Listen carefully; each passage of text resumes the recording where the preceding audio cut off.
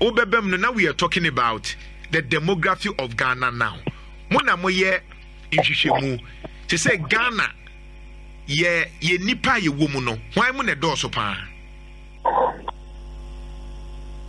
Nana, nearly 75% of Omamoto about Ghana are below 40 years.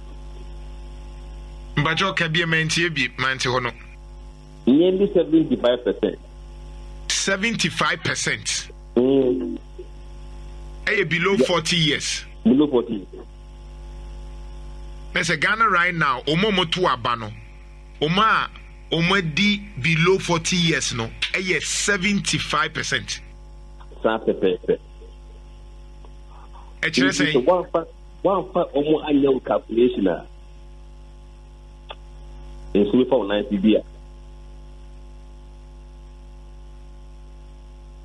The Gen Z Musa wadaruma baby I wanna say echo kakra wo ho enti aka wo nyina baby ye man ni timinya bato kasa me say aha kwala no don so papa just say kra nyam kwada mabunu no yes mabunu.